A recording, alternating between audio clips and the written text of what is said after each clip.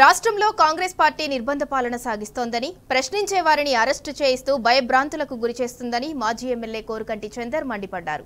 పెద్దపల్లి జిల్లా రామగుండం గురుకుల పాఠశాలలను సందర్శించేందుకు వెళ్లిన బీఆర్ఎస్ నాయకులను పోలీసులు అడ్డుకున్నారు. కాంగ్రెస్ ప్రభుత్వం విద్యార్థులకు నాణ్యమైన భోజన వసతి కల్పిస్తే ప్రతిపక్షాలను ఎందుకు అడ్డుకున్నారని ప్రశ్నించారు. పేద విద్యార్థులకు నాణ్యమైన విద్యను అందించేందుకు అప్పటి ముఖ్యమంత్రి కేసీఆర్ ప్రవేశపెట్టిన గురుకులాల్లో మెరుగైన వసతులు కల్పించాలని డిమాండ్ చేశారు. గురుకుల పాఠశాలలో సరిగ్గా తిండి పెట్టడం లేదు, కొంచెం బియ్యం బాగుండడం లేదు అని బయట ఉన్నటువంటి కొంతమంది తల్లిదండ్రులు వాళ్ళ పిల్లలు చెప్పిన సమాచారం మేరకు మాకందరికి కూడా చెప్పినటువంటి సందర్భంలో BRS party working president KT Ramarao అన్నగారు బీఆర్ఎస్ పార్టీ ఆధ్వర్యంలో ఈ గురుకుల బాట కార్యక్రమానికి పిలిపించినటువంటి నేపథ్యంలో ఇప్పటికీ ఈ సంవత్సరంలో 48 మంది విద్యార్థులు చనిపోవడం జరిగింది. అనేక ఇబ్బందులు ఎదుర్కొంటున్నారు విద్యార్థులు. వీటిపైన ప్రభుత్వం పట్టించుకోవడం లేదు. ఆనాడు కేసీఆర్ గారు గురుకుల పాఠశాలలు ఏర్పాటు చేసి పేద పిల్లలకు ఒక మంచి విద్యను అందించాలి అనే ఒక మంచి గొప్ప ఆలోచన కొద్దీ ఈ పారిశ్రామిక ప్రాంతంలోనే కాకుండా అన్ని నియోజకవర్గాలలో గురుకుల పాఠశాలను కూడా ఏర్పాటు చేసినటువంటి సందర్భంలో వారి సంబంధించినటువంటి పిల్లలందరూ కూడా గొప్పగా చదవాలని తల్లిదండ్రులు పంపిస్తే ఇలా ముక్కు పచ్చలారనటువంటి పిల్లలు 48 మంది మృత్యువాత పడ్డటువంటి సంగతి కూడా మనం కళ్ళారు చూసినాం.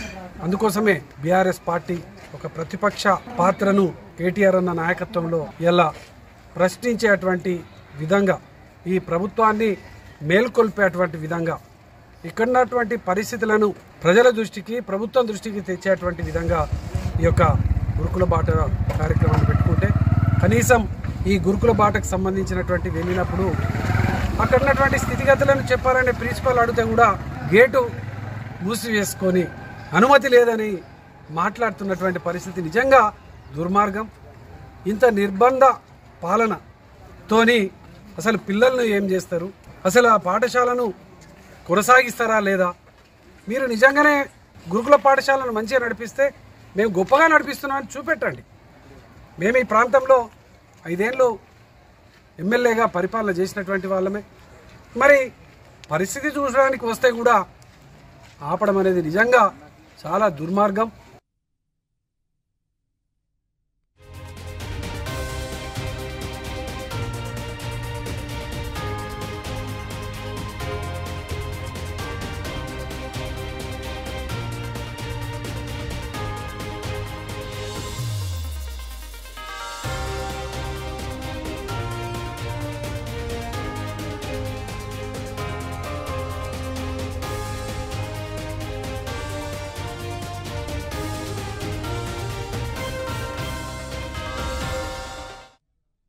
ఇక ఇదే అంశంపై మరింత సమాచారం మా ప్రతినిధి రమేష్ అందిస్తారు.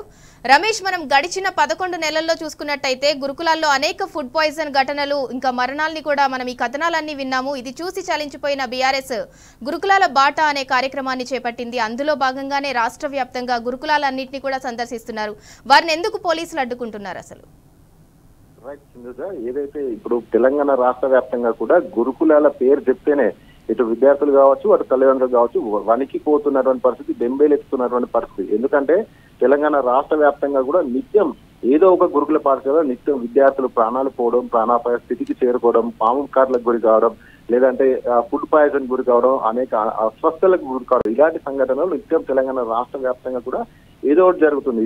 సో దీని కారణంగా తెలంగాణ రాష్ట్ర వ్యాప్తంగా కూడా గురుకులాల పేరు వింటేనే ఇటు తల్లిదండ్రులు విద్యార్థులు వణికిపోతున్న పరిస్థితి. దీంతో కాంగ్రెస్ పాలనలో విద్యా వ్యవస్థ పూర్తిగా కూడా నిర్వీర్యం చెందింది. కాబట్టి బీఆర్ఎస్ పాలనలో సంక్షేమానికి అడ్డాగా ఉన్నటువంటి గురుకుల పాఠశాలలు నేడు కాంగ్రెస్ పాలనలో అతి దీనాతి వ్యవస్థలో ఉన్నటువంటి పరిస్థితులు నెలకొన్నాయి. దీంతో BRS party working president KTR పిలుపు మేరకు బీఆర్ఎస్ పార్టీ ఆధ్వర్యంలో గురుకులాల బాట చేపట్టడం జరిగింది. ఇందులో భాగంగా వెళ్తున్నటువంటి గురుకులాల సందర్శనకు వెళ్తున్నటువంటి మాజీ ప్రజా ప్రతినిధులు కావచ్చు, మాజీ ఎమ్మెల్యేలు కావచ్చు, బీఆర్ఎస్ నాయకులు, విద్యార్థి నాయకులు కావచ్చు, వీళ్ళందరినీ కూడా ఎక్కడికక్కడ కూడా పోలీస్ వ్యవస్థ పెట్టి కూడా అడ్డుకుంటున్నటువంటి పరిస్థితి. ఎందుకంటే కాంగ్రెస్ పాలనలో గురుకులాల వ్యవస్థ అంతా కూడా అధ్వానంగా మారింది. కాబట్టి ఇవన్నీ కూడా బయటికి చూపించే ప్రయత్నం చేద్దాం అనుకున్నటువంటి బీఆర్ఎస్ నాయకులు అయితే పూర్తి స్థాయిలో అడ్డుకుంటున్న పరిస్థితి. ఎక్కడ కూడా నిర్బంధకాండ వ్యవస్థ అంటే పూర్తిగా కూడా ఎక్కడికి వెళ్లకుండా ముందస్తుగానే గేట్లకు తాళాలు వేస్తూ ప్రిన్సిపాల్కు ఆదేశాలు ఇస్తూ కూడా ఎక్కడికక్కడ ఒక నిర్బంధ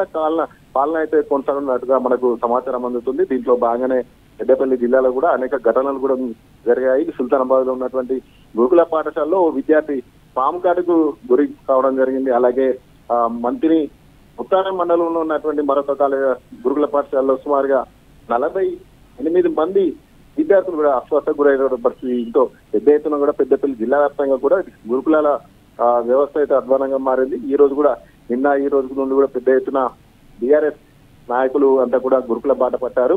పెద్దపల్లి జిల్లా అధ్యక్షుడు కోరకంటి చందర్ ఈ రోజు రామగుండంలో ఉన్నటువంటి సప్తైరికాల్లో ఉన్నటువంటి మైనార్టీ గురుకుల పాఠశాలను సందర్శించడానికి జరిగింది. ఈ నేపథ్యంలో పోలీసులు అయితే జిల్లా అధ్యక్షుడు కోరకంటి చందర్ గారిని అడ్డుకోవడం జరిగింది. ఈ సందర్భంగా ఆయన మాట్లాడుతూ కూడా ఆ పోలీసు యొక్క నిర్బంధ కాండ అయితే కొనసాగుతుంది. గురుకులాలకు వెళ్ళాలనుకుంటేనే వెంటనే ఎక్కడికక్కడ ఇంటి వద్దనే అరెస్ట్ చేస్తున్నారు, మరికొంతమందిని అక్కడ గేటు బయటనే ఉంచుతున్నారు అంటూ కూడా ఆయన తీవ్రంగా ఆరోపించారు. ఇది సరైన చర్య కాదు. బీఆర్ఎస్ పాలనలో సంక్షేమానికి కేంద్ర బిందువులుగా ఉన్నటువంటి గురుకులాలు ఆ విద్యార్థుల యొక్క బంగారు భవిష్యత్తుకు బాట వేసినటువంటి గురుకులాల పరిస్థితి నేడు కాంగ్రెస్ పాలన దీనావస్థకు తీరినట్టు కూడా ఆయన వ్యాఖ్యానించారు. Right, thank you Ramesh.